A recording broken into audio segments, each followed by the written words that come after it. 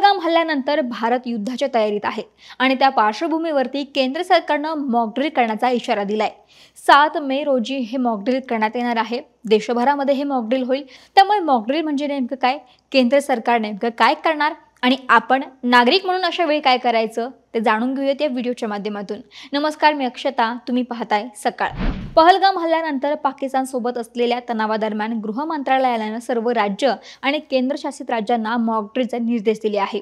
यामध्ये सरकारनं देशातील 244 सूचीबद्ध नागरी संरक्षण जिल्ह्यांमध्ये नागरी संरक्षणाचा सराव करण्याच्या सूचना दिलेल्या आहेत। स्थानिक पातळीवरती जिल्हा प्रशासन तसेच जिल्हा आपत्ती व्यवस्थापन यंत्रणा या मॉकड्रिलची अंमलबजावणी गरजेप्रमाणे करणार आहे। आता मॉकड्रिल म्हणजे काय, तर युद्धाच्या परिस्थितीमध्ये किंवा कुठल्याही आपत्कालीन परिस्थितीमध्ये नेमकं काय करायचं, प्रत्येक नागरिकानं एखाद्या सैनिकाप्रमाणे कशा प्रकारे सावधगिरी बाळगायची यासाठी निवडक लोकांना आणि स्वयंसेवकांना प्रशिक्षण दिलं जातं। मॉकड्रिलमध्ये गृह मंत्रालयानं यासाठी काही सूचना देखील दिल्या आहेत। त्यानुसार त्यात हवाई हल्ला झाल्यास सायरन वाजवून लोकांना अलर्ट केलं जाणार आहे।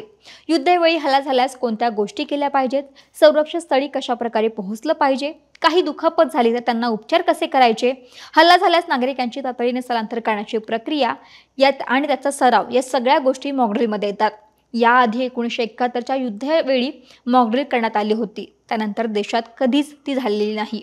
काही देशांमध्ये युद्धाच्या आधी इशारा देण्यासाठी सायरन वाजवलं जातं, ज्यामुळे लोकांना लपण्यासाठी लोकांना वेळ मिळतो आणि तुम्ही गर्दीच्या ठिकाणी असाल तर ताबडतोब सुरक्षित ठिकाणी कशा प्रकारे लपू शकता हे यामध्ये सूचित केलं जातं।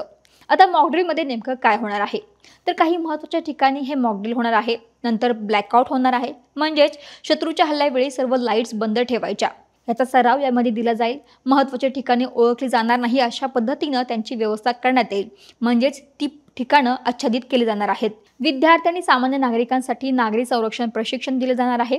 आपत्ती काळात स्थलांतर योजनेचा सराव देखील यावेळी केला जाणार आहे। आता मॉकड्रिलमध्ये सायरन कुठे असतील, तर सरकारी भवन, फायर स्टेशन, प्रशासनिक भवन, शहरातील मोठे बाजारपेठा, गर्दीच्या जागी, पोलीस मुख्यालय, सैन्य ठिकाणी हे सायरन असतील। आता सायरन वाजवल्यावरती नेमकं काय करायचं, तर सायरन वाजवल्यावरती घाबरून न जाता सर्वात आधी घरातली, दुकानातली किंवा रस्त्यावरची लाईट्स बंद करायच्या। तुम्ही घरात असाल किंवा दुकानातून असाल तर तात्काळ बाहेर जाऊन सुरक्षित ठिकाणी आश्रय घ्यायचा। 5 ते 10 मिनिटात सुरक्षित ठिकाणी पोहोचायचं। फक्त मोकळ्या जागेपासून लांब राहायचं आणि टीव्ही, रेडिओ, सरकारी अलर्ट्सवरती लक्ष द्यायचं। या सिव्हिल मॉकड्रिलमध्ये जिल्हाधिकारी, स्थानिक प्रशासन, सिव्हिल डिफेन्स, वॉर्डन, पोलीस कर्मी, होम गार्ड्स, कॉलेज स्कूलचे विद्यार्थी, NCC म्हणजेच national cadet corps, national service scheme म्हणजेच NCC यांचा समावेश असणार आहे।